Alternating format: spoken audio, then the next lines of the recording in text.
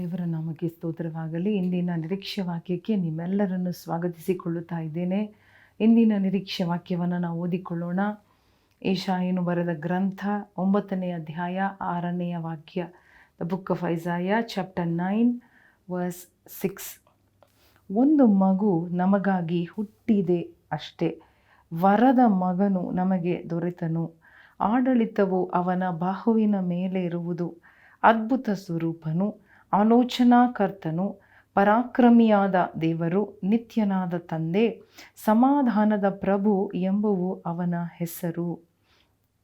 ನೋಡಿ, ಇಲ್ಲಿ ನಾವು ದೇವರ ಜನನ, ಯೇಸುಕ್ರಿಸ್ತನ ಜನನವನ್ನು ಕುರಿತು ಒಂದು ಪ್ರವಾದನೆಯ ಮಾತನ್ನು ಇವತ್ತು ನಾವು ಓದಿಕೊಂಡೆವು. ಒಂದು ಮಗು ನಮಗಾಗಿ ಹುಟ್ಟಿದೆ ಅಷ್ಟೇ.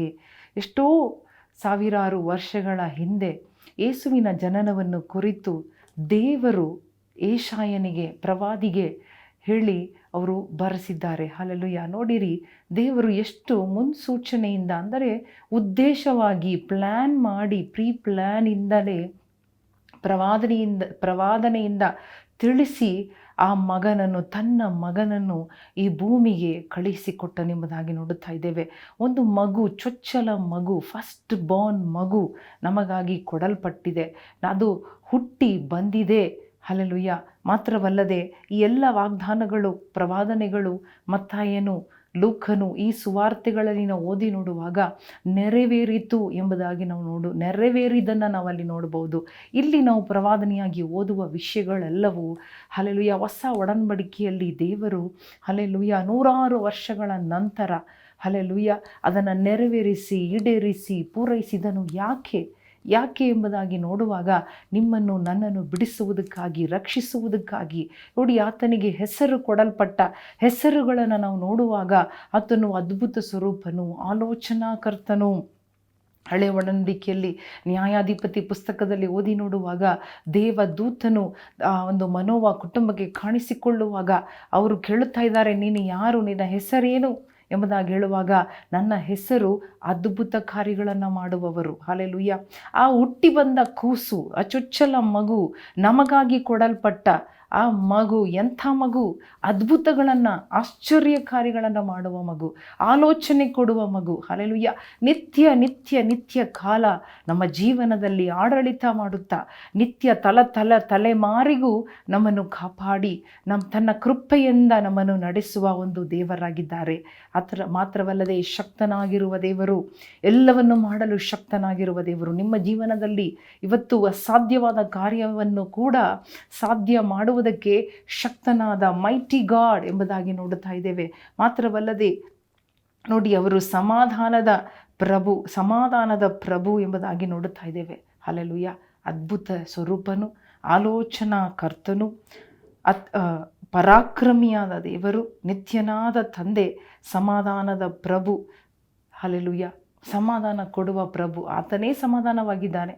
ಸಮಾಧಾನ ಹುಟ್ಟಿ ಬಂತು. ಆತನು ಹುಟ್ಟುವಾಗ ಜಗತ್ತಿನಲ್ಲಿ ಸಮಾಧಾನ ಉಂಟು ಬಂತು.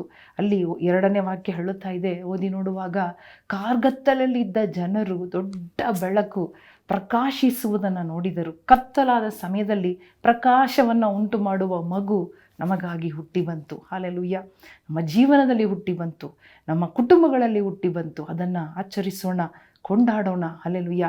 ಸಮಾಧಾನ, ಸಂತೋಷ, ಅದ್ಭುತ ಕಾರ್ಯಗಳನ್ನು ಮಾಡುವ ದೇವರು, ಪರಾಕ್ರಮಿಯಾದ ತಂದೆ, ಆಡಳಿತ ಅವನ ಬಾಹುವಿನ ಮೇಲೆ ಇತ್ತು ಎಂಬುದಾಗಿ. The government shall be upon his shoulders, ಅಂದರೆ ಎಲ್ಲ ಅಧಿಕಾರ ಅವರಿಗೆ ಕೊಡಲ್ಪಟ್ಟಿತ್ತು. ಮತ್ತಾಯನು ಹೇಳುತ್ತಾ ಇದ್ದಾನೆ, ಎಲ್ಲ ಆಕಾಶದಲ್ಲಿಯೂ ಭೂಮಿಯಲ್ಲಿಯೂ ಎಲ್ಲ ಅಧಿಕಾರ ಯೇಸು ಸ್ವಾಮಿಗೆ ಕೊಡಲ್ಪಟ್ಟಿತ್ತು. ಯೇಸು ಸ್ವಾಮಿಯ ಮೇಲೆ ಇತ್ತು ಅಧಿಕಾರ, ಕೈಯಲ್ಲಿತ್ತು ಅಧಿಕಾರ, ಎಲ್ಲದರ ಮೇಲೆ ಅಧಿಕಾರ, ಮರಣದ ಮೇಲೆ ಅಧಿಕಾರ. ಮರಣವನ್ನೇ ಗೆದ್ದ ಯೇಸು ಕ್ರಿಸ್ತನು ಹುಟ್ಟಿ ಬಂದಿದ್ದನು. ಹಲ್ಲೆಲೂಯಾ. ಕೊಡಲ್ಪಟ್ಟನು. ಹಲ್ಲೆಲೂಯಾ. ಈ ಒಂದು ನಮಗಾಗಿ ಹುಟ್ಟಿ ಬಂದ, ನಮಗಾಗಿ ಕೊಡಲ್ಪಟ್ಟ ಮಗು. Hallelujah. The son that was given, the son that was born for us, for you and for me. Hallelujah. With the all authority.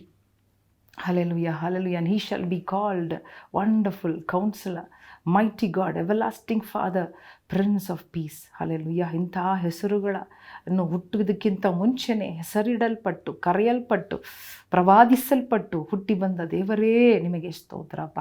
ನಿನ್ನ ಜೀವನ ಎಷ್ಟು ಅದ್ಭುತಕರವಾದದ್ದು ಸ್ವಾಮಿ. ನಿನ್ನ ಜನನದಿಂದ, ನಿನ್ನ ಮರಣ, ನಿನ್ನ ಪುನರುತ್ಥಾನ ಅದ್ಭುತವಾದದ್ದು ಸ್ವಾಮಿ, ಪರಾಕ್ರಮವಾದದ್ದು ಸ್ವಾಮಿ, ನಿತ್ಯವಾದದ್ದು ಸ್ವಾಮಿ. ಅದನ್ನು ನಾವು ಸ್ಮರಿಸುತ್ತಾ, ಕೊಂಡಾಡುತ್ತಾ ನಿನ್ನನ್ನು ಅಪ್ಪ ಆಚರಿಸುತ್ತೇವೆ ಸ್ವಾಮಿ. ನಿನ್ನನ್ನು ಆಚರಿಸುತ್ತೇವೆ, ಹಬ್ಬವನ್ನು ಅಲ್ಲಪ್ಪ.